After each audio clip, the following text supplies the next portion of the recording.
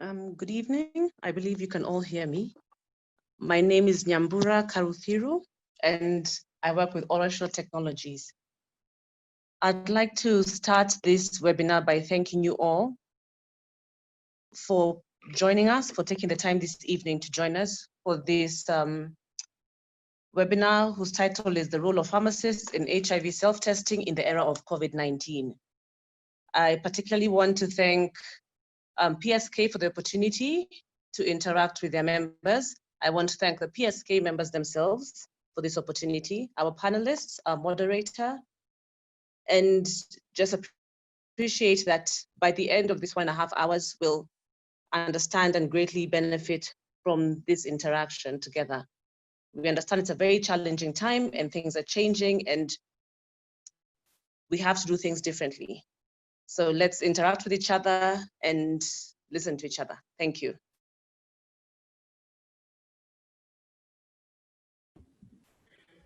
Thank you very much, Nyambura. Good evening, everyone.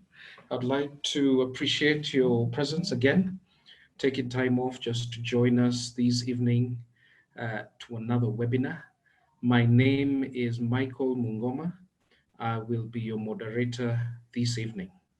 First of all, I want to appreciate OraQuick Technologies for collaborating with the Pharmaceutical Society of Kenya. The Pharmaceutical Society of Kenya champions the interests of pharmacists, and we welcome you to today's webinar. I want to move to the program for this evening, and we've started with the opening remarks by Nyambura, and then I'll do a bit of housekeeping, and we're going to have a poll. There'll be an introduction, and then we are going to have, part of the introduction are presentations. We're going to have 4 presentations this evening, followed by another poll and a Q&A session. And then we're going to close after at around 8:30. So a few ground rules. First of all, we are all muted as we come in and will remain muted throughout the session. Please type in all your questions in the Q&A bar at the bottom of your screen and not the chat bar. So all questions will be attended to at the end. I will encourage everyone to type in the questions as we go along and not wait until the end of the sessions to start typing in the questions. This will also allow the panelists to think about questions and be able to attend to those questions comprehensively. Attendees will have tokens sent to them after the webinar. However, ensure you subscribe in the Pharmacy and Poisons Board portal. Tokens will only work for those who have subscribed. So you don't need to type your name on the chat bar. Attendance is captured when you register for the webinar. You can also visit the website, the Pharmacy and Poisons Board website, and subscribe to the role of pharmacists in HIV self-testing in the era of COVID-19, which is the topic of discussion this evening. We are having 4 presenters, and I'll just introduce them. Brian Reed is the Vice President, International Sales at OraQuick Technologies. He's responsible for the company's OraQuick business outside the United States of America. Brian has 40 years sales and marketing experience in the in vitro diagnostic sector, having worked with companies such as bioMérieux, Boehringer Ingelheim, and Kodak Clinical Diagnostics, and Author Clinical Diagnostics at Johnson & Johnson company before joining OraQuick 12 years ago. His experience spans most disciplines of laboratory diagnostic supplies, supplying testing solutions ranging from large-scale automated laboratory diagnostic systems to single-use rapid self-tests. Welcome, Brian Reed.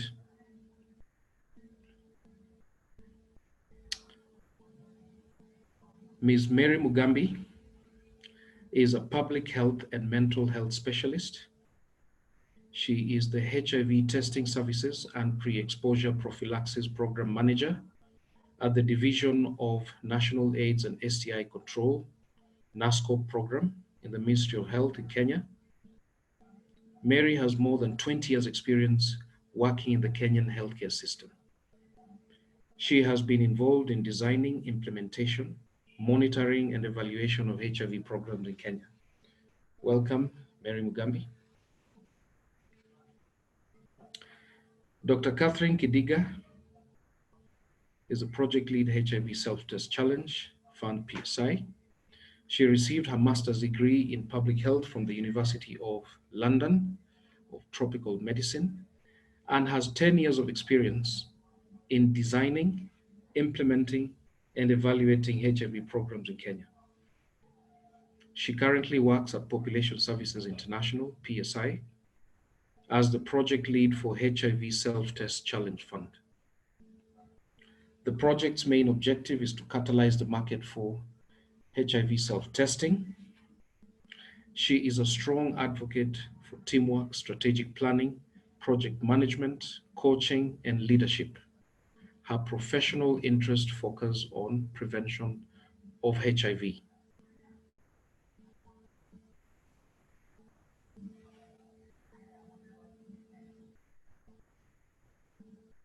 Next slide. Our first presenter is Dr. Daniela Munene. She is the Chief Executive Officer of the Pharmaceutical Society of Kenya.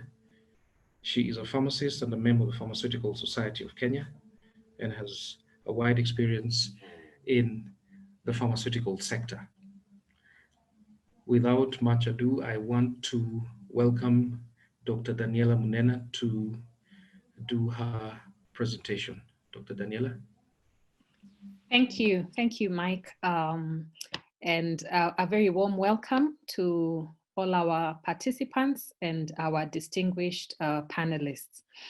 I would like to present to you the role of pharmacists in HIV self-testing in the era of COVID-19 by highlighting the journey that PSK has undergone since the launch of HIV self-testing in this country. So a little bit of definition and context. HIV self-testing comes first in the context of self-care. It was self-care, International Self-Care Day a few days ago, and we're still celebrating self-care. Self-care is the ability of individuals, families, and communities to promote health, prevent disease, maintain health, and to cope with illness and disability with or without the support of a healthcare provider. In self-care, we have various modes where an individual or a community can care for themselves. There's self-administration, self-sampling, self-testing. And so self-testing is one of the avenues of self-care. So what is self-testing? It's a process in which a person collects his or her own specimen, whether it's oral fluid or blood or other specimen, and then performs a test and interprets the results, often in a private setting, either alone or with someone he or she trusts. And then under self-testing, we have many different disease areas where we have self-testing, and HIV comes here. And this is a process. HIV self-testing is the process in which a person collects oral fluid or blood and then performs a HIV test by themselves and interprets the result by themselves. Next slide, please. So what is PSK's journey in HIV self-testing? So a little bit of background. In 2017, with the impending release of the MOH implementation guideline for HIV self-testing and approached by the Clinton Health Access Initiative, PSK agreed to trial the first pilot of the sale of HIV self-test kits in the private sector.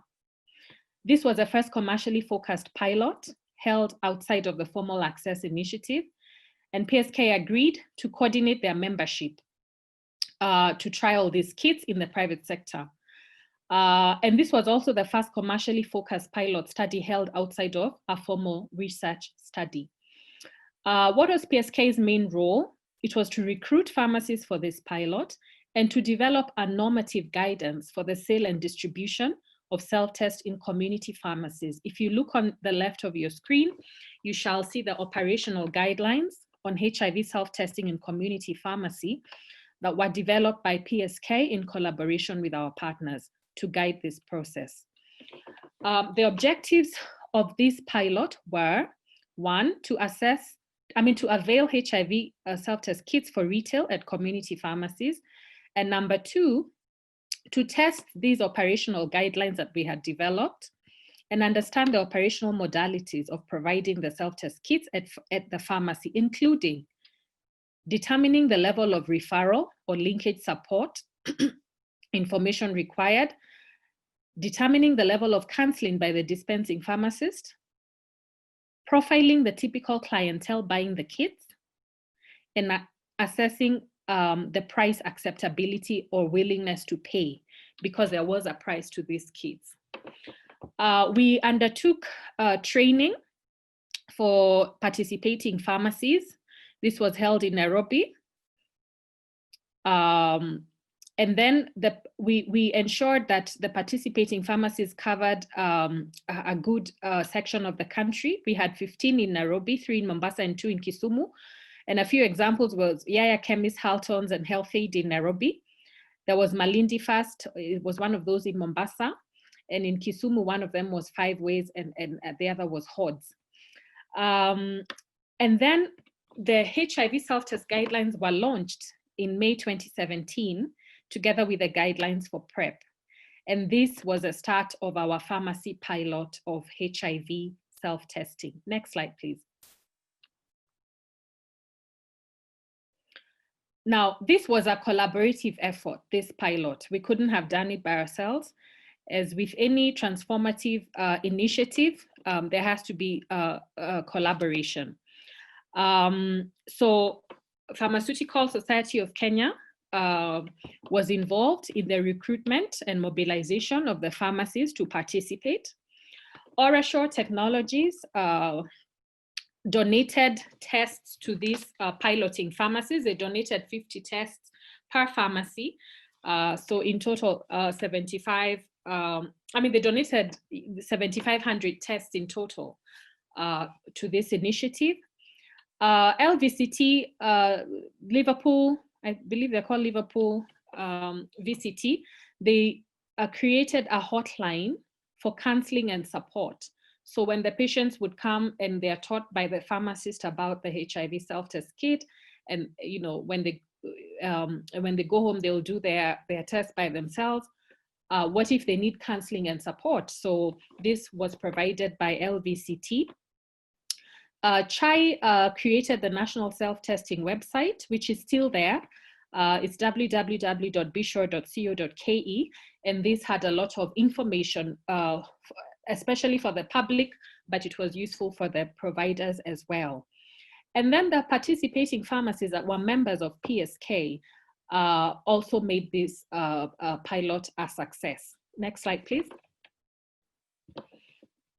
So what were the challenges that we experienced in that pilot? The kits were retailing from between 800 to 1,500 shillings. And as you know, a HIV test, has traditionally been free, in public facilities or in private facilities that are given the blood test kits for free. And so some people would inquire, but find that it's too expensive. The other challenge we observed was immediately the WHO pre-qualified and Kenya NASCOP and KMLTTB NPPB approved kit was launched, was approved for use and launched. There was infiltration of non-quality assured, non-approved HIV tests. And some were even meant for non-self-use, but now they were, purporting that they can also be used as self-test kits, because of this perceived new market for self-tests. So that was an issue. And of course, these were being priced less to appeal to the masses. What were the successes of that pilot? The test kits were well received among the public, with almost everybody reporting that they're easy to use. To date, as a result of that pilot, we have over 400 pharmacies. Remember, we started with 15. We have over 400 pharmacies selling self-test kits. And the current retail price has also been driven down. It is 500 shillings. So in view of those challenges and those successes, what's the way forward for HIV self-testing and the role of pharmacists in this area? So 3 years into the sale of HIV self-tests in Kenya, it is clear that we are the gateway and the primary point of knowledge on HIV self-testing to the general public. We should be vigilant and reject non-approved kits as we would counterfeit medicines. So it's very easy to check on the PPB portal, even to check with NASCOP which kits have been tested and qualified to be highly sensitive and highly specific. And so it is our role, the same way we are vigilant about quality of medicines, we must be vigilant about these devices. Number 3, we must continue public education of HIV self-testing. And we must promote quality in the self-test kits. Number 4, we must continue training of pharmacists. In-person product training on OraQuick is available for any pharmacist who wishes to learn more about oral HIV self-testing, or a pharmacy that has recently recruited pharmacists who had not been trained initially.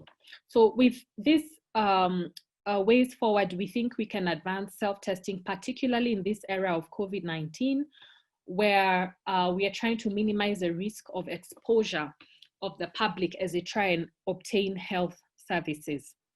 So thank you very much. I think, Mike, I stuck to my 10 minutes. I'll wait for questions. Over to you. Thank you so much, Daniela, for that very interesting introduction. Self-care and self-testing are so important, especially during this time of COVID-19, where a lot of people, due to whatever reasons, are either not moving around because of social distancing, because of access to healthcare and so on. So it's important just to create a channel and ensure that people's health are maintained.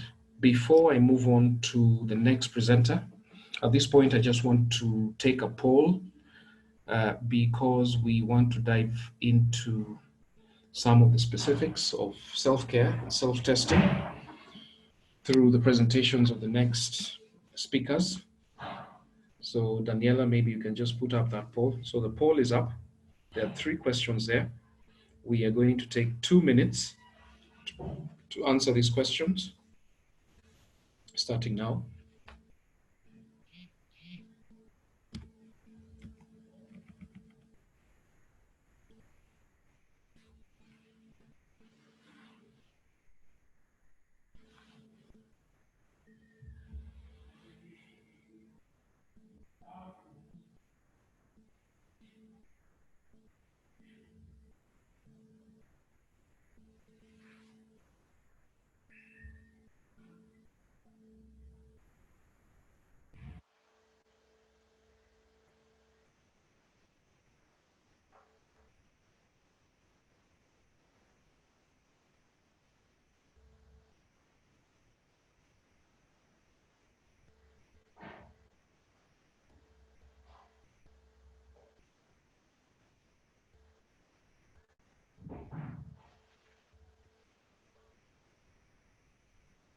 Okay.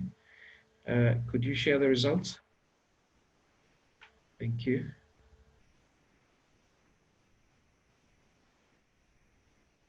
Right, so those are the results following that poll before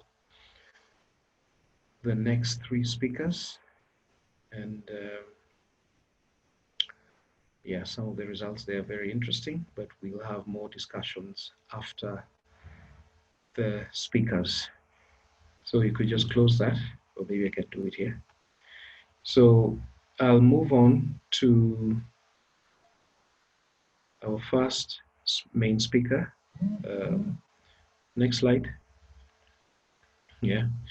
And the speaker will be talking about HIV self-testing. Just to remind you again, please type in your questions in the Q&A tab at the bottom of the page there. And we'll be looking at these questions at the end of the presentations.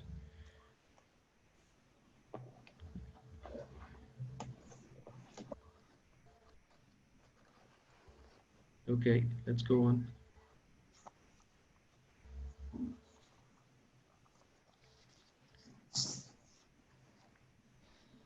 Good evening, everyone.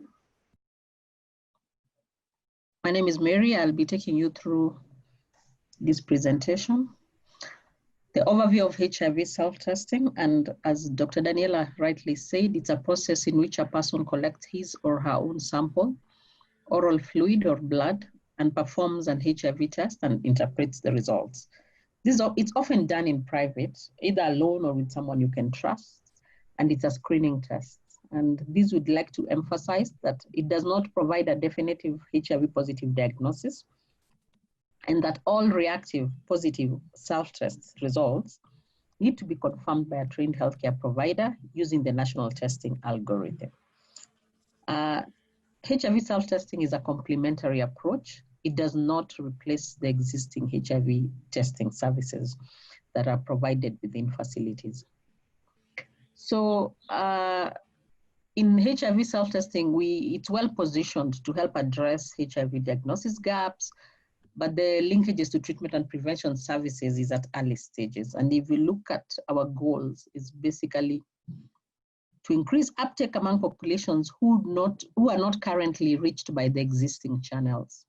And who are these populations? Like men, populations like key populations who really don't visit facilities. Increase testing frequency among populations with high ongoing risk of infection. And once this is done, the direct action is we link them to treatment, link them to prevention, triage out of HIV negatives through the healthcare system. Our direct impact that we hope to have is to help for people living with HIV, reduced morbidity and mortality, reduced transmission, and infections averted, and their costs and time savings, because of course it takes a lot of time for you to queue and have your test done at a health facility. So currently the linkage post-HIV testing to ART is suboptimal in traditional HIV testing services. And of course, more research is needed to identify the most effective approaches to reduce the loss to follow-up. And linkage between self-test and prevention services is important, but it's still being defined, this being a new strategy. Next. So we have various supporting tools for someone who is accessing self-testing. We have instructions for use, and these instructions provide information on the test and a step-by-step list of instructions on how to conduct and interpret the test. Some of these instructions have been done in Swahili, we've done them in English, we have done a few videos in some local dialects. We also have the FAQ brochure, which provides responses to a list of commonly asked questions that someone can have a look at. And then we have the Be Sure mobile application. If you're having an Android phone and you go to the Play Store, you can be able to download Be Sure app application. And this application gives information on where to get a self-test. It will use the Google Maps to be able to direct you where you're going. If you're using a Boda Boda, if you're using an Uber, it can take you there. It will also direct you where to get help and referral. So we have a whole list of all referral facilities and the services that are offered and the cost and everything. We also have banners and posters, leaflets and handouts, which provide a summary of self-testing and where more information can be found. We have our 1190, which is a toll-free line run by LVCT Health, and there's a WhatsApp line and an MOH call center. And in that 1190, you can be able to ask questions, and you can even be assisted and taken step by step through the test if you're afraid to test yourself. We also have instructional videos, visual step-by-step demonstration on how a self-test is conducted, and they are presented in the various models that I have explained. Next. So we have different service delivery channels where self-testing can be offered. So we have the non-traditional channels such as private pharmacies, and the reason for this this conference is basically to present this and other workplace programs. Community-based structures can assist in further targeting priority populations. So we have the facility-based where a person visits a provider within a healthcare facility. We have community-based where we have distribution. And then we also have others. At facility-based, it's outpatient STIs. We also have secondary distribution where any client that's accessing a facility-based testing is given a self-test to take home to their partner. We also have VCT centers and DICEs for the key populations, and we have highlighted the pharmacy because it's a very important channel that we are looking at, and also vending machines that we have started as a pilot basis in some of the workplaces. Next. Next slide, please. So in looking at the progress of HIV self-testing in Kenya, we have been able to distribute self-tests for the OraQuick, which we began in 2017. And to date, we have distributed over 1.5 million tests through Government of Kenya health facilities across all the 47 counties. And these are kits that are free of charge. Then distribution initially targeted partners of women attending ANC, and distribution is now expanding to all entry points in the community. So for ANC, as you know, we have HIV testing that's offered at first or second trimester, because majority come at second, although our target is first trimester. And once a pregnant mother is tested for HIV, whether she tests positive or negative, she gets a kit to take home to her partner, and the partner is supposed to test as well. The primary target for self-testing are men and youth, 18 plus, and also key populations. Next. So in the expanding of self-testing to the private sector, NASCOP has scaled up testing and has made significant progress towards our first 90, so that people like having 90% of the population identified and linked to HIV care. A number of challenges have been experienced. We have declining yield rates.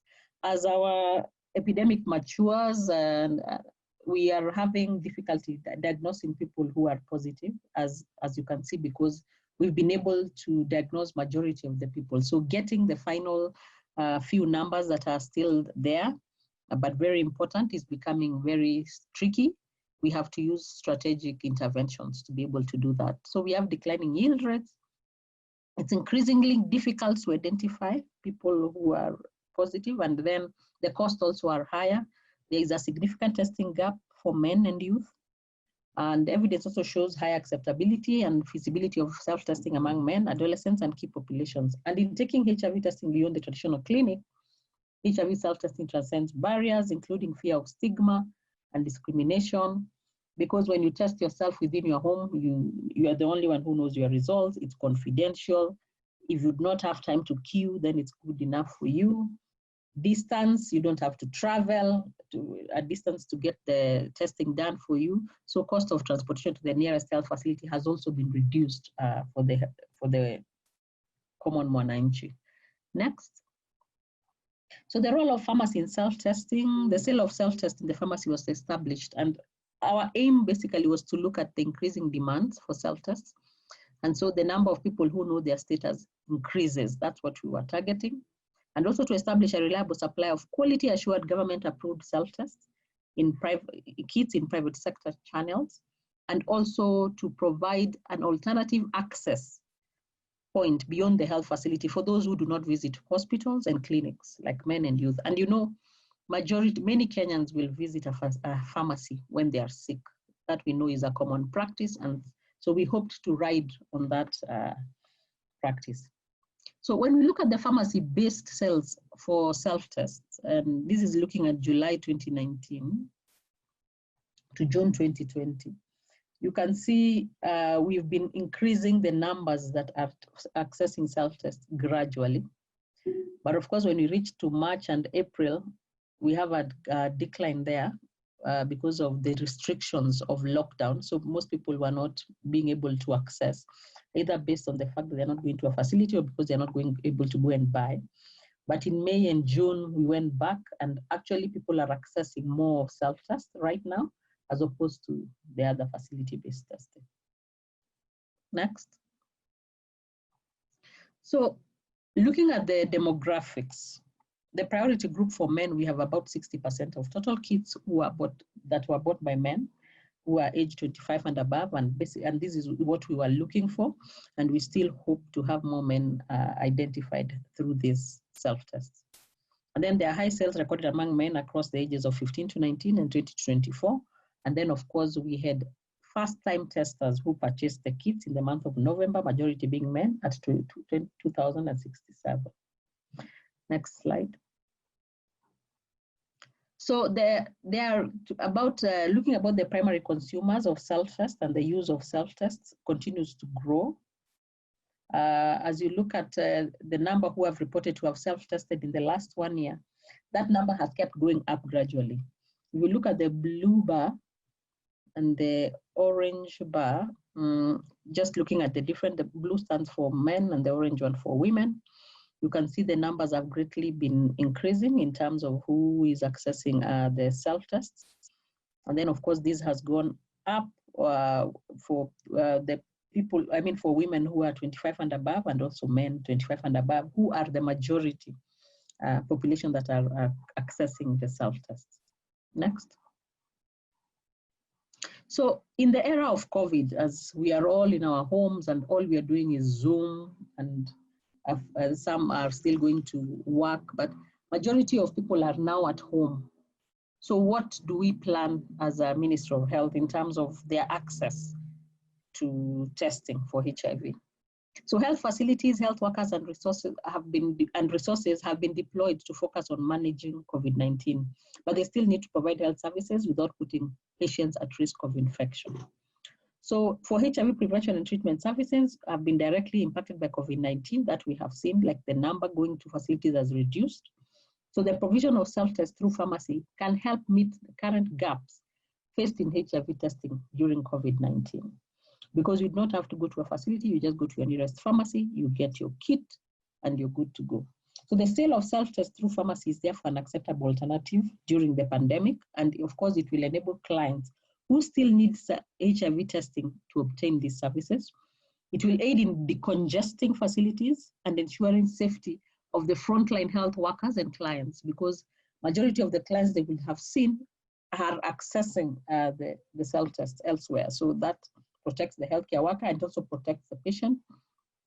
And then support and leverage the digital economy through internet-based sales and home deliveries, enhancing physical distancing. The Ministry of Health released a circular, and we are encouraging the use of self-test even within health facilities through the GOK sector.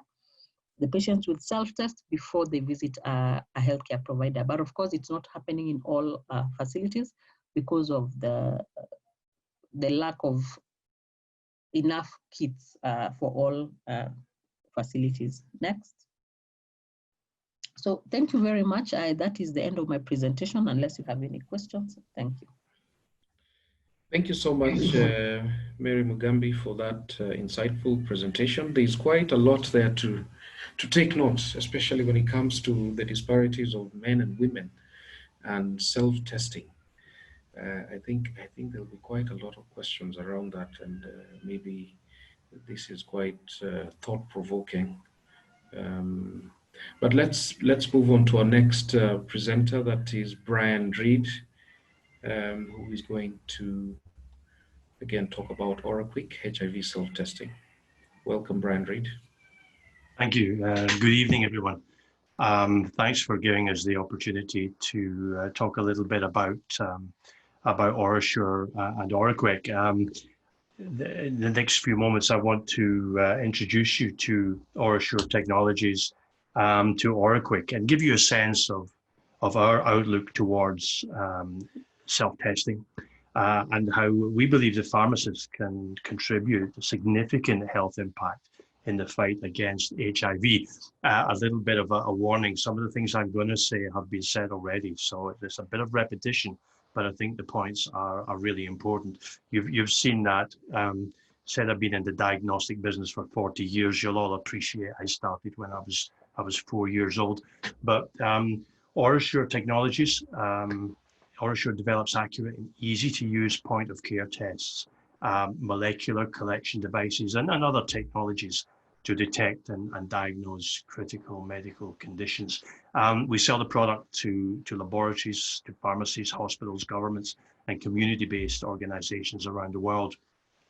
One thing I'd like to emphasize, being a US organization, we're highly regulated by the US FDA, and also our quality process is now regulated under the medical device single audit process, which is embraced by the US, Brazil, Canada, and Australia. Many of our products are CE marked, and the products we'll talk about tonight are pre-qualified by the World Health Organization. So the product really does have a fairly rigid quality backbone. We have subsidiary companies, DNA Genotech in Canada, Novosanis in Belgium, Corbiome and Diversogen, and recently UrSure, who developed a rapid test to monitor adherence and effectiveness of antiretrovirals. The molecular side, human genetics, these are collection devices. We're also heavily investing in microbiome and understanding exactly where that's going to take us. What I'm going to talk tonight is about our infectious disease tests. We have, based on the OraQuick platform, a very easy to use product. We have a test for Ebola. We have a test for hepatitis C. But our long-standing test is our test for HIV, and tonight we'll focus on the HIV self-test, which we're selling now in increasing numbers in many countries around the world. Next slide, please. Diagnosing the undiagnosed, that's really been the message that we stand behind. Many people infected by some of these diseases have absolutely no idea they're infected, and they will not go to a clinical facility because they simply don't feel unwell. Our products allow them to diagnose, if you like, themselves, preliminary diagnose themselves, simply, conveniently, and also with a high degree of accuracy.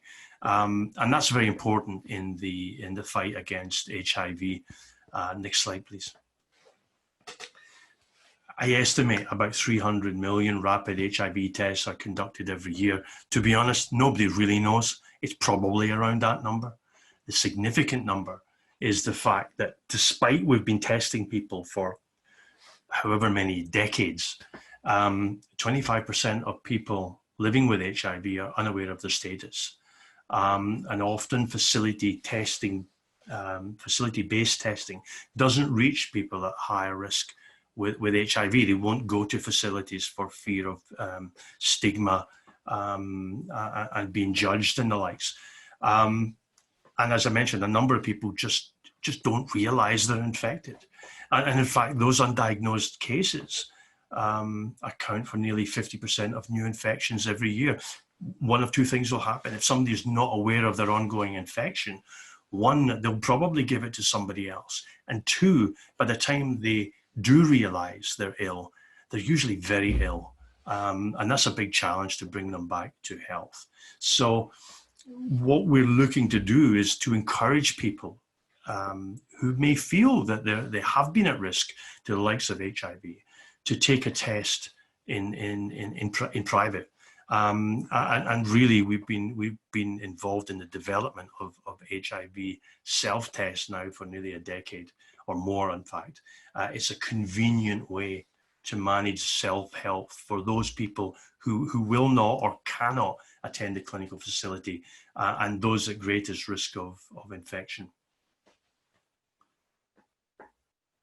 This has been mentioned before. We're now seeing around the world different models for distribution of HIV self-tests through the clinical facilities. And what's clear is one size doesn't fit all. Many countries are developing very novel ways of distributing the test through facilities. Antenatal was mentioned earlier, academic institutes, workplace, really just a way of persuading people to take an HIV test. The tests are being distributed in outreach. And also from the commercial side, we're looking at vending machine distribution, online sales in some countries. But really pharmacies is a really, really important channel for the distribution of HIV self-tests, and in fact, any self-test for that matter.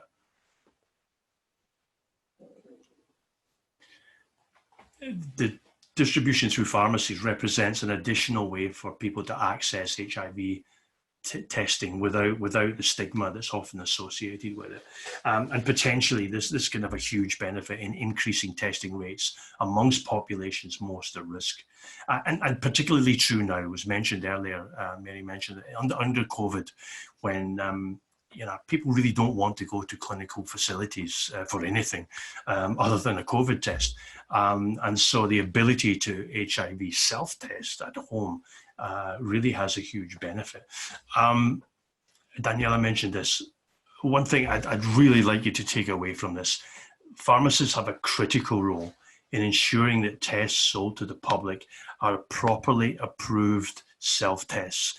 We've all seen it. We've all seen tests, and some of you may even have some that are not approved.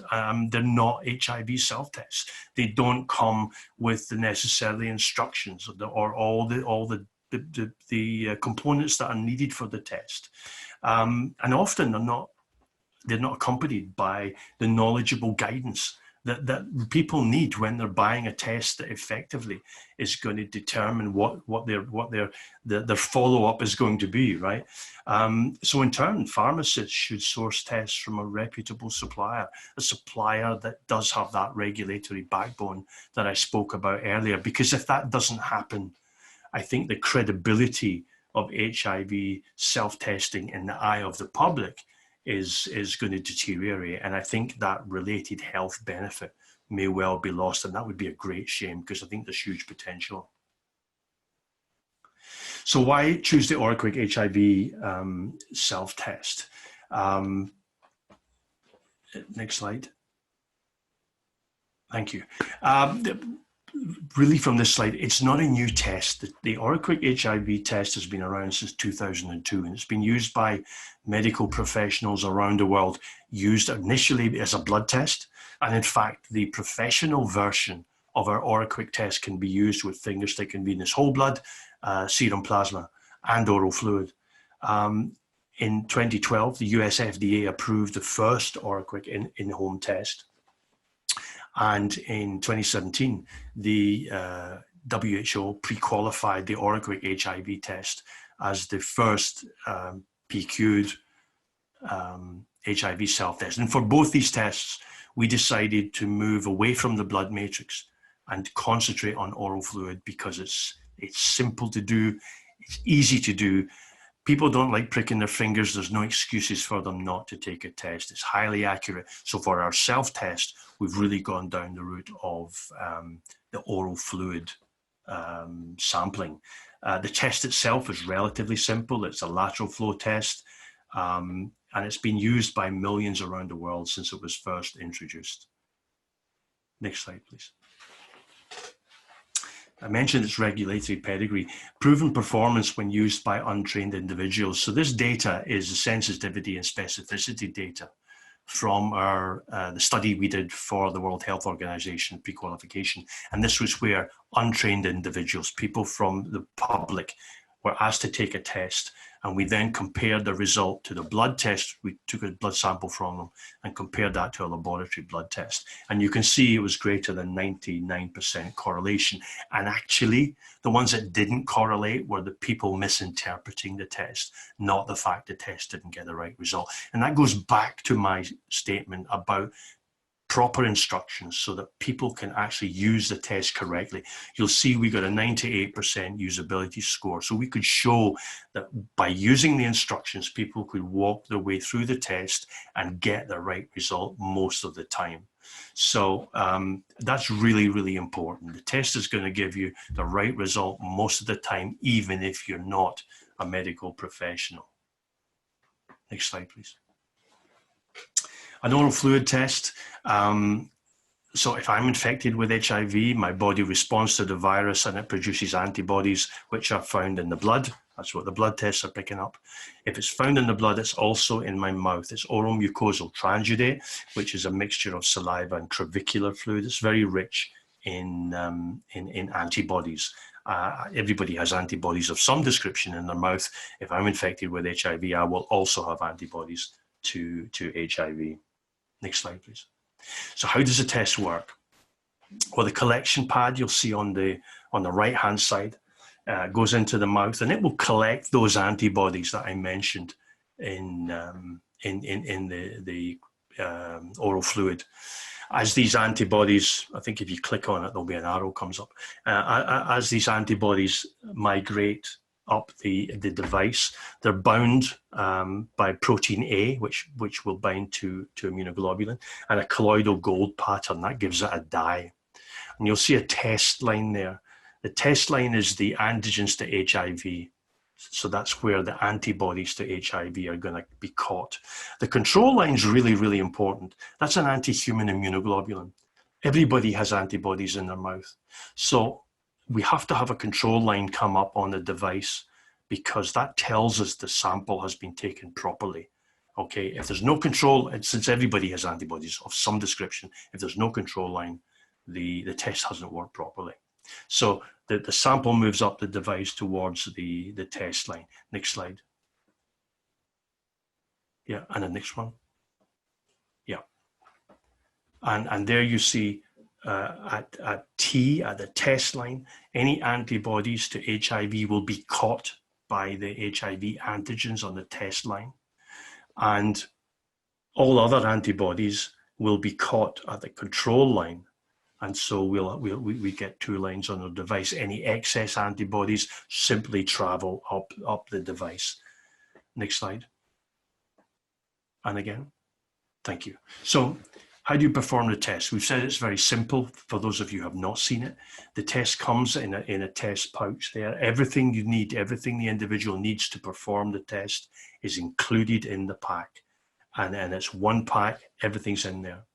So the second picture, you take out the tube, the reagent tube, you pop the cap off and you put it in the little carrier that comes with the kit. Next, you take the device out and you can see there you swab your gums once on the top, once on the bottom. That's all it takes. That you don't have to turn the pad round or anything, just swabbing between the teeth and the gum, once on the top, once on the bottom.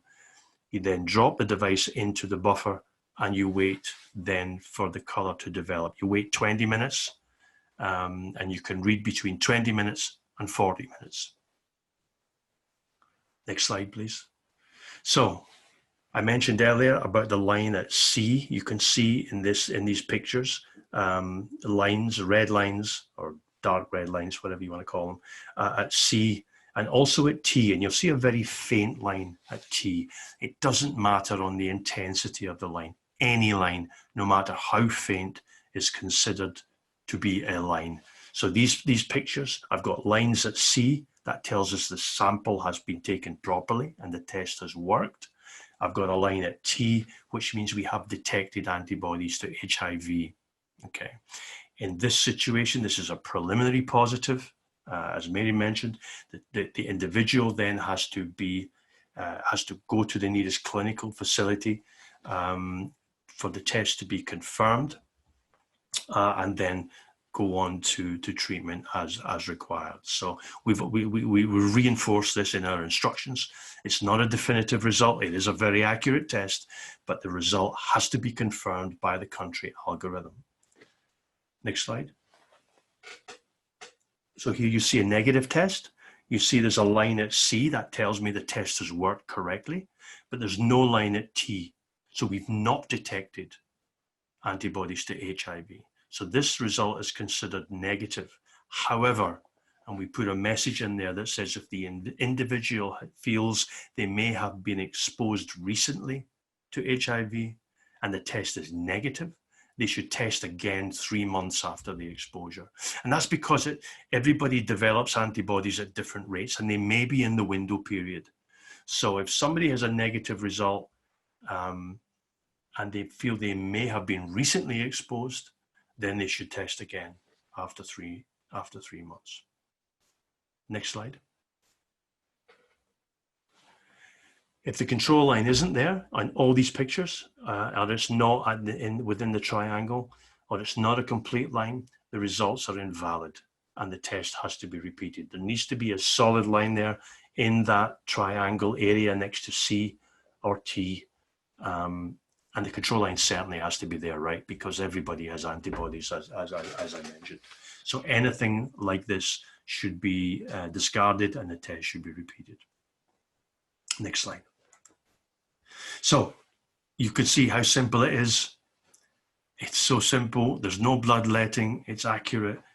People prefer using an oral fluid test. We have data to show that 90% of users preferred oral fluid test over blood. It's just so easy to do.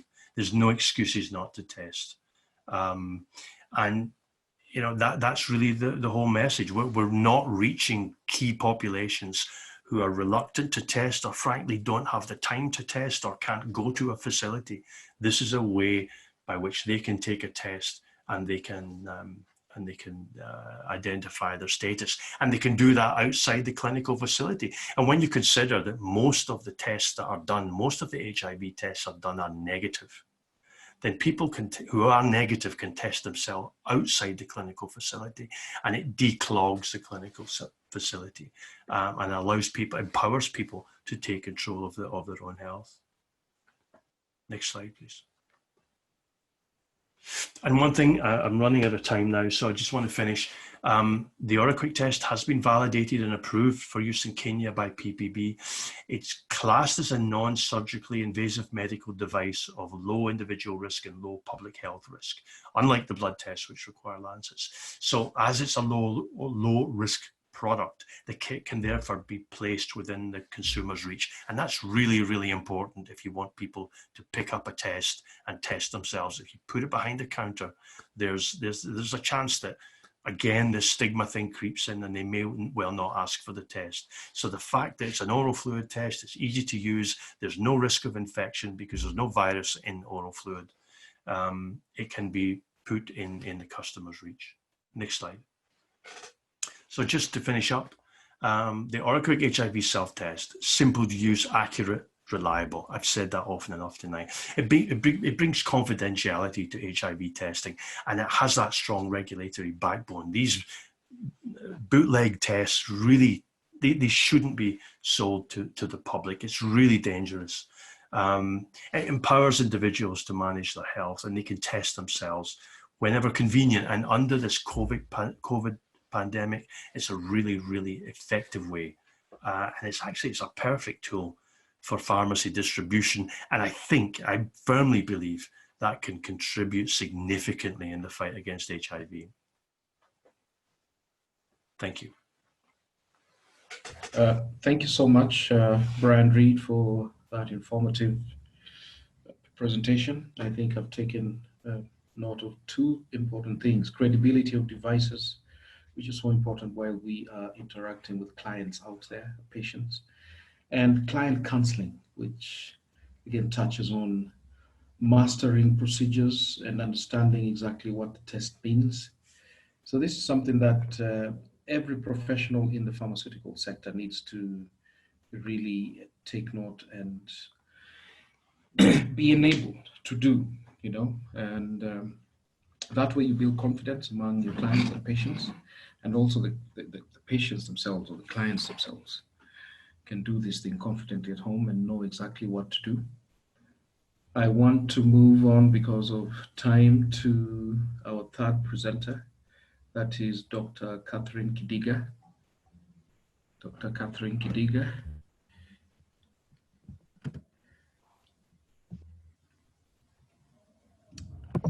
PSI. Please. Good evening, everybody.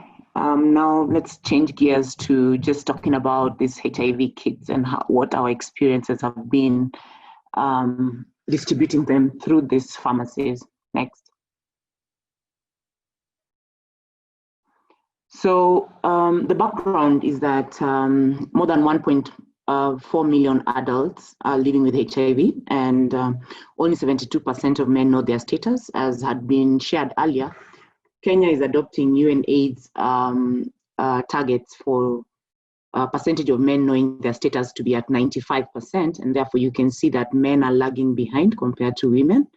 So that is why this challenge fund was designed to reach men who are between the ages of 20 and 34 to help them to get to know their status. And as other presenters have alluded, that the last mile is very difficult to reach, and therefore we need alternative methods of reaching these men. Through this model, we've been able to distribute kits, both OraQuick and HIVST, the blood-based and the oral. And what we are doing is a free distribution to these men, as I've said. We are mainly in Nairobi, Kiambu, and Mombasa counties. Next. So how do we do this? How are we able to distribute? We mostly mobilize. Who are we mobilize? We mobilize through the pharmacies. We are using brand ambassadors. And also we mobilize through the Chukwa Selfie. I think I'm certain most of you have seen the Chukwa Selfie demand creation through the different platforms. So we are able to utilize this platform to reach to men and let them know that we have test kits available at pharmacies. And then we are also able to offer linkage and support for these men. The support we are talking about is utilization of the kit. We're able to offer that, and also availability of linkage. And this is through the 1190 hotline. If a client is able to purchase a kit, they're able to call 1190 to get information and also share their experience. And also we have a WhatsApp for business that we offer them, and therefore they can access information and also access information on linkage. Next. So we have two platforms. We have an online, thanks. This has been shared, but this is what our numbers are. We've, you can see in March and April, as had been shared, that during COVID, we saw a dip in the beginning, but then we decided to offer a promotion for the kits that were retailing initially at 500 and provided an offer for 150. And you can see in May and June, when our promo began, that we've almost doubled the numbers. And I'm going to share about another slide that is depicting how a reduction in price of the kits improved access. So this already just shows that, demonstrates that. Next. So when we come to the pharmacies, 67% of the sales are for OraQuick, saying that majority of the clients prefer to purchase OraQuick compared to HIVST. Next. We are interested in men above 20, and we're also interested in men who have previously not tested. So 60% of the sales are to men. That's what we've noticed. And also, we can see that only 19% of the clients had previously tested greater than 12 months ago. Proceed. Next. So we've also introduced a new platform for distribution through the online pharmacies, mostly in Nairobi and its environs. And you can see that the first bar showing sales on through the online pharmacy at around 4, averaging around 4 between January and April this year. And then when we started the promotion, the numbers just kept doubling. When we started using, of course, one with the introduction of COVID and people not wanting to access clinical care, we saw numbers increase, and then plus the promotion with the reduction in price, we've seen our numbers increase on the online platform. Next.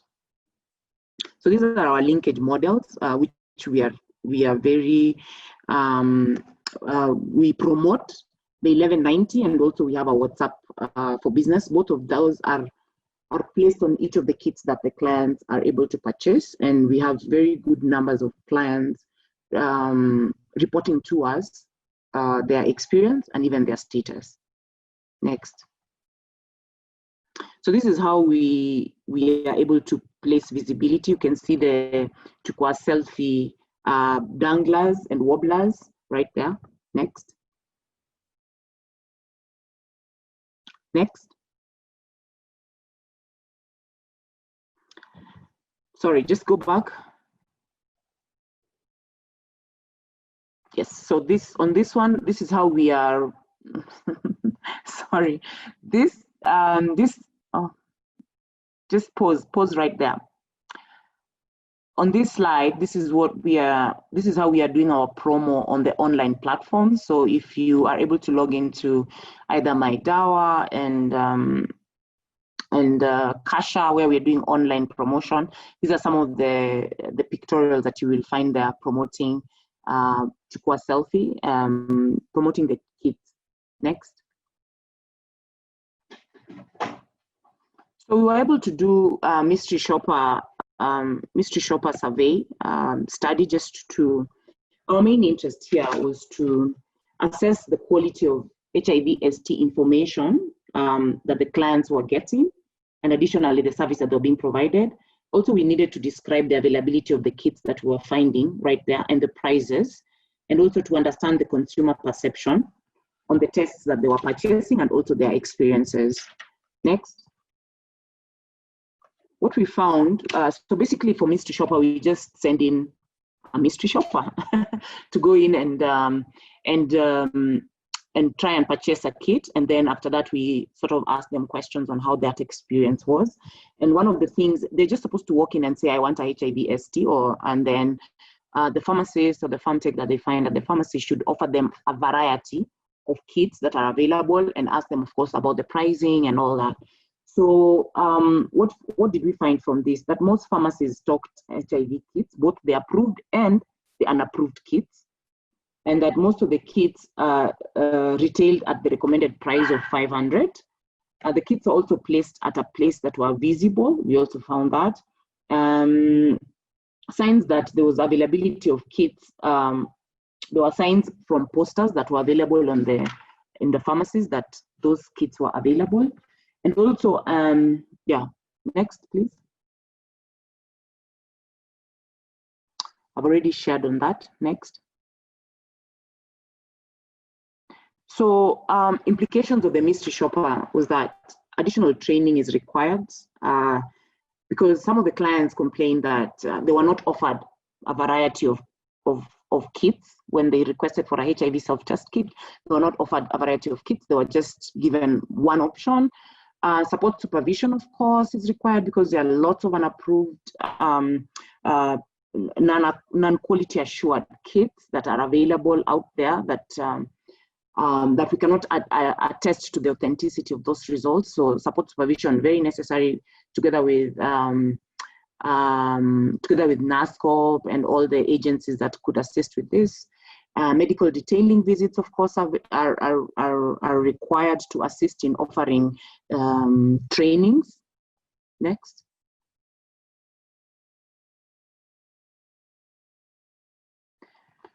So the challenges that are available for these illegal kits, if they are they're not quality assured, then we cannot speak on authenticity of those kits. And then also there's no product support, no market surveillance, minimal education on the same. And some of these kits are sold, some of the kits that are from the hospital are actually being sold as self-testing kits. And those are some of the challenges that we saw with some of these kits. Next. Yeah, so you can see some of the, we can see on the left side, we can see OraQuick, which is the right one. The other tests, well, and INSTI, which are the correct assured, the assured ones, while there are other kits there that are not quality assured. that we found in the pharmacies. Next. This is the same, just talking about non-quality assured kits that we found. Next. On compliance, the kits ranged from 100 to 1,000. There was OraQuick and HIVST, and we are able to assure them, and for the kits that we distribute, we're able to put stickers indicating the specific price that they're supposed to be sold at. Next. So in conclusion, information on accurate use and linkage, as we've talked about, is vital to support the clients. I've also demonstrated that reduction in prices in kits result in increased access. The pharmacy channel, as I've indicated with some of my data, is critical as a channel for distributing HIVST. And it also has a lot of potential for the online platform, as you've seen from the data. And then the other challenge, one other challenge that I've already spoken about, is the quality assured kits that just pose challenges with authenticity. Next. Thank you. Thank you so much, Dr. Catherine Kidiga, for that very informative presentation. I would like just to move swiftly to the Q&A section, taking account of time, and maybe I'll start with something. Dr. Catherine Kidiga, you talked about, or you did there was one of your slides that mentioned that had something 1190 or 1190. Is that a number that people would dial in, or what exactly is 1190? Yes, so this is a number, I think, what's her name? NASCO, Mary also talked about it. So 1190 is a support tool that we are offering clients. They can call in to ask questions, and also we are using it to follow up our clients whom we offer testing, the test kits. So if you purchase a test kit at the pharmacy, you can call 1190 to share your experience, ask questions, share your experience. So it's a number you can dial in to. There is a counselor on the other end that is going to offer you support. Yes. All right, thank you. Before we dive into more questions, I want to do the second poll. So Daniela, can you just post the questions for the participants? So we're going to have another 1 minute just to answer the questions again. Starting now. It's worth noting, Mike, that it's the same questions, but we want to see if there's some perception that has changed. Yeah. Yeah. Thank you.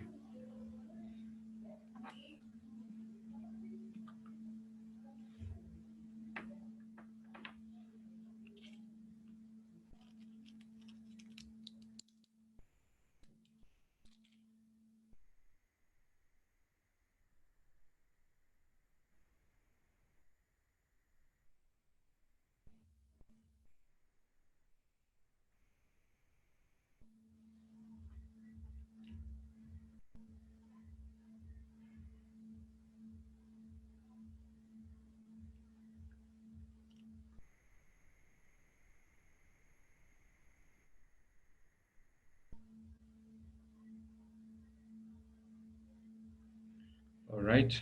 Thank you for taking the poll. Maybe we could have the answers there.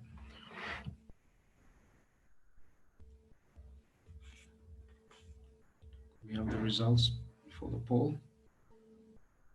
Okay. So the first question was both oral fluid-based HIV test and blood-based HIV self-tests that are WHO pre-qualified are highly accurate. Yes, 88% say true, and that is the correct answer. So that's a very good percentage, meaning that we are all conversant now of this particular test, oral fluid-based HIV test. Question 2, the biggest barrier to the sale of self-tests in my pharmacy is pricing. The price of HIV self-test is high. that got 41%. Awareness, not enough people know about HIV self-tests. I think majority of people say that, that's 50%. And trust. Customers do not trust HIV self-tests sold in pharmacies. And that is 9%. So that's a good thing that we have 9% on trust. It essentially translates to the ability of the pharmacy workforce, or the people behind the counter, being able to actually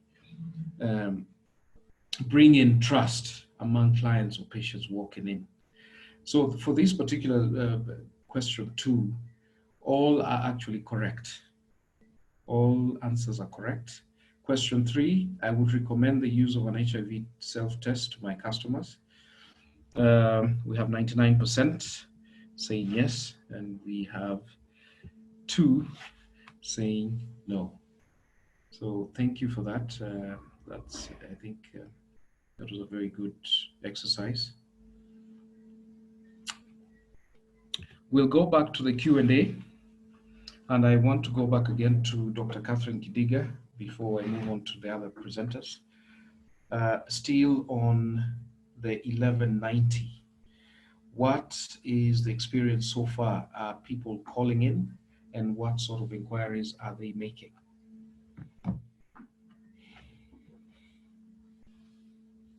Yes, 1190. We have a lot of callers dialing 1190, mostly men. They ask several questions. There are several thematic areas. We've been able to analyze that. They ask questions from how to utilize the test, to where to get a self-test, to personal experiences. Yeah, so far we analyze the data every month. So we have a lot of uptake for the 1190. Okay, thank you for that. I think it's good when people are able to provide feedback. That also gives, allows you people to gauge the effectiveness of the intervention. Hannah Kangethe had posed a question to Mary. What about patients with mental health disorders? Is it safe to self-test? That's a question to Mary. Well, thank you for the question. I had actually answered it, but I can answer it orally. Oh, okay. The Mental Health Act states clearly what should happen in terms of HIV testing for a patient who has a mental illness. And the pharmacy may not be an ideal place to screen for mental health disorders. Why? Based on the fact that it's not private, it's within earshot of people, and you must have ask some questions, and that may not be the ideal place. What we hope is that the patient, the supportive tools that I presented are able to give maximum support, but otherwise the patient needs to be tested, but with support. So for self-testing, we also have assisted self-testing. It doesn't have to be the patient doing, but you can assist. But what's the need of giving a HIV diagnosis to a patient who's not mentally stable? They cannot understand the implications of that test. So that needs to be discussed with the healthcare provider, and it's something that should not be done at self-testing level. Thank you. Okay, thank you for that, Mary. Meaning that secondary facilities should also be tagged to some of these pharmacies, just to ensure that these self-testing HIV, HIV self-testing kits actually work better. There's Sami Abuga, who asks, poses a question to Brian Reed. Has COVID-19 pandemic disrupted the global supply chain channels for your products? And if yes, what are the strategies instituted to overcome it? Yeah, that's a great question, and something we clearly had to spend a lot of time working on when the COVID pandemic came about. The short answer is no, it's not disrupted our product distribution. We actually have fairly good stocks of raw materials and our supply chain is quite robust. So till now, we've had no disruption in either the supply of raw materials or the manufacture of our tests. We have seen in certain countries disruption in air traffic, and that has posed a problem in one or two countries where shipments have been required to travel by air, and simply there's no aircraft flying. So that's required some creative thinking.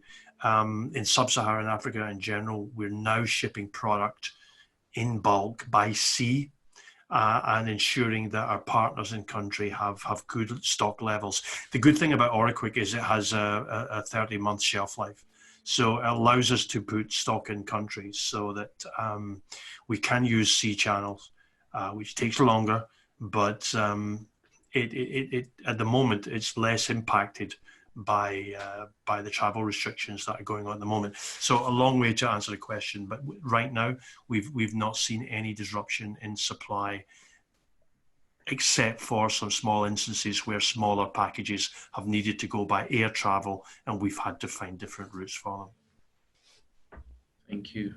I know COVID-19 has brought in quite a few challenges in drug supply management, but as you're saying, people have to be creative and just find ways of ensuring that clients and patients are taken care of. Dr. George Mugi says HIV increases the risk of severe illness from COVID-19, which makes it very important to know the HIV status. HIV self-testing would be good self-care strategy in this COVID-19 era as a way of ensuring your body is in tip-top healthy state to fight the COVID-19 virus. How are the healthcare professionals giving this info to the general population? I think maybe this could be handled by Mary and Dr. Catherine. Whoever feels like going fast. Okay, I'll answer. When the COVID pandemic came, we released a circular, and in this circular, there are instructions to healthcare workers on what they should do in fast-tracking patients. And one of the things we did was we've been able to get some kits through the Global Fund, but very few, to be able to distribute to facilities so that people self-test before seeing the provider. But of course, the commodities are not adequate, and so many are forced to actually queue. So this is clear to healthcare workers, and we are still ongoing doing it on Zoom so that they are aware. For some of the quarantine centers, we were able to distribute a few self-tests.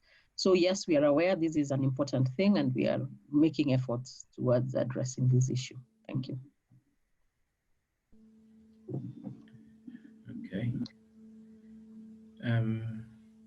Dr. Farida Chakera is asking, in the areas with large populations of students, have you seen more tests being sold?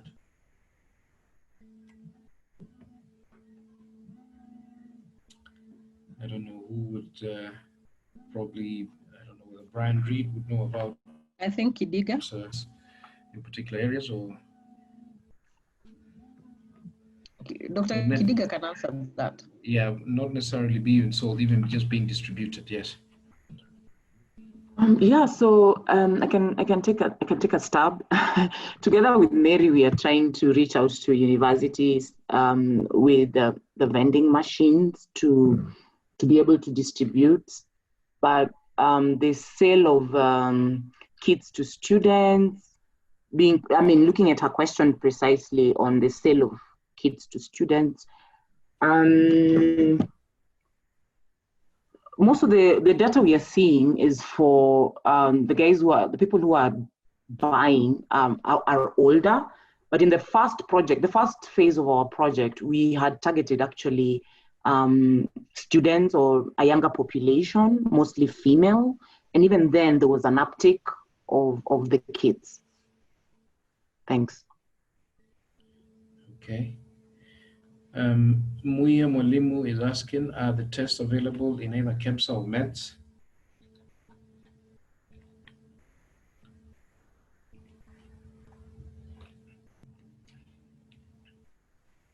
who is distributing the test kits? Mary, would you? Yes. So there are channels for distribution. So in KEMSA, we have the kits which we distribute through government facilities for the free commodity for self-testing.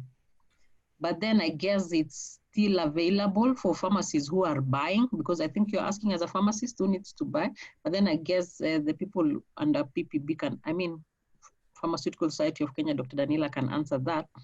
Because for us at government, we know we have them and we distribute them to government clinics. But for the pharmacy, it's under the PSK project. But yes, KEMSA still have them and I think they can sell. Okay.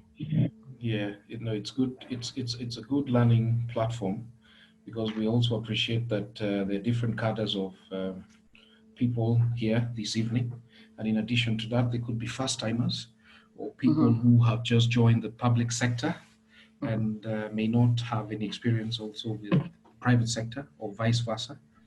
So as part of attending this webinar, we are gaining new insights and new knowledge. Thank you so much, Mary, for answering that. Mwangi Mugo is asking to Mary, what is the plan for removing unapproved kits from the market? Thank you very much. I knew that question would come. And that's a very important question. There are a lot of unapproved items in Kenya, and regulation is a key problem issue. Actually, some of the things we found is our own government kits with the logo in pharmacies and being sold. I think this is more of an issue to do with, is it morality or discipline? But the KMLTB and the PPB, through the support of CHAI, did an assessment sometimes last year, and there will be another swap this year, just looking at what is being sold in the pharmacy so that we can remove what is not approved. Why we are working with the Pharmaceutical Society of Kenya is so that we cannot have such things. Actually, what we discovered in the assessment is members who are registered with PSK do not do these shoddy things. And that's why we want to work with bodies like PSK as government so that we can discourage that from happening. The rogue pharmacies are the ones with this. But this is something that happens in Kenya, but yes, we are on top of things. We may not be able to do more swoops this year because of the COVID, but this is something that is in the plan. Thank you. Yeah, thank you for that. I think that that's a very big question. I think we are hopeful that change will come. It takes time to change people's minds and mentalities from illegal activity to seeing the benefits of just using what is credible to get results that you can use or apply. Anne Wamaitha Moniki Mike, say. I'd like to add. Sorry, Mike. Sorry. Before you go ahead. Yes. For the benefit of those who wish to do a background check on products that they're buying and they're not sure if they're approved, PPB actually lists approved products every year, the products that have been retained, that have gone through the process of retention. They list them on their website under the products portal. And so I'm just posting for everybody to see the link, and you don't need to log in. Anybody, even a member of the public, can check on this site. So if a product is not on that list that I've just posted on the chat box, then it has not been approved. So it's as simple as that. Over. Thank you so much, Daniela, for that clarification. Yeah, we all need to rely on our regulator because there's a resource there, there's a tool there that we can use to check what is credible, what is legal, what is registered, what has been retained. And that way, we can avoid all these other products that are being marketed by quacks or So Annie Wamaitha Mwaniki, what is your plan for people who use the test and have unprotected sex with multiple partners? That is, they use the test and in place of condoms. And she has noticed this, especially with people in the 20s and early 30s. And I think this is quite significant because some of the slides or some of the presentations there really focused on people between the age of 20 and 35, if I can remember. So maybe Dr. Catherine, could you maybe respond to Annie?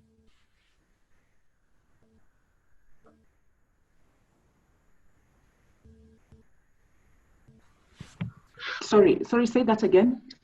Yeah, so Annie Omaitha has raised a concern about young people, especially those in their 20s and early 30s, who seem to be replacing HIV self-testing to other forms of protection like condoms. What's your plan for these kind of people, or how would you address this kind of behavior? Thank you for that. Yeah, and she's right. So what we basically encourage at the pharmacy is whenever a client is requesting for HIV self-test, please also offer additional prevention messages. They come together. So offer the condoms, offer all the package for prevention should be offered together, because that's an opportunity to offer the same. So basically just empowering the healthcare workers to offer combined service, I could call it that. Okay. I'm still on you. There is Eunice Jenga who says that who's requesting for a comment on the sale of self-test to an employer who wants to test a new domestic employee, knowing that the test HIV, the self-test, should be confidential. I'm guessing. Okay. Mary, you want to go at it? Yes. Yeah, Mary could respond as well. Yeah. So it's illegal to test somebody for HIV in this country against their consent. And you will find healthcare workers are culprits of this. And many have taken self-tests or other kits and gone home. Actually, even before the self-test, they take determine and go home and test the house girls. It's a criminal offense to do that, and you can be jailed. We even have a court that actually specifically deals with cases like that.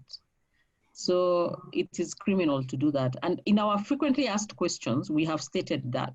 So we have stated you can't test your partner even if they don't want to. You can't test children with the kit, and you can't force someone to test. So it's illegal. Even if you're an employer, you are not allowed to do that. Many companies have gone under having to pay out people when they tested them for HIV without their consent. So beware. Yeah, so it's an emphasis on consent and people's rights when you're using some of these tests or using these devices. Professor Gabriel Keegan asks, is this an antibody test? I think this would go to Brian Reed. And what is the level of accuracy? Yes, it is an antibody test. Like the blood test that you use in the country algorithm. The traditional way of testing at point of care for HIV is an antibody test. The risk in that is the window period, and I think that's, and I guess goes to the point that the earlier question is really education, isn't it? People that are using tests to check themselves before a risky behavior, that needs to be educated. So, so at the moment, the technology for rapid tests is not really good enough to detect the virus itself. It's not sensitive enough to be able to see it without sophisticated equipment. So the antibody tests are perfectly accurate so long as people understand the window period. Okay. John Mungai is concerned about the price, and he's asking how can this price of 500 be further reduced? Yeah, I can certainly answer that. We're working very hard to reduce that price, and I think we're making headway. I mean, the price of the test is made up of a number of different things. There's the actual manufacturing cost. There's the shipping cost. There's in-country distribution cost, and then there's obviously the markup from the commercial partners in there. We're looking at that very carefully. I mentioned earlier that we're shipping product in bulk by sea, which has a cost improvement. We're also working on packaging improvements and things like this, more midterm, that will hopefully bring the price down. You know, and volume is something that impacts price as well. When a test on any item is not consumed in huge quantities, then the cost of getting the product in country increases. So there's a number of touch points there for price. We're very sensitive about it. I think we're making progress, and hopefully we'll be able to in the midterm to improve the price to the end users. It is obviously a sensitive point, right? Because you know, people have always got other things to spend money on. But again, I think it's that education thing of making sure people realize that it's money that really may need to be spent, not every day, not every week, but something that's important.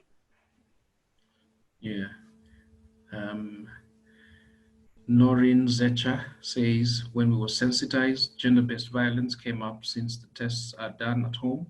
And maybe the extra caution on gender-based violence makes women scared or cautious when taking the tests.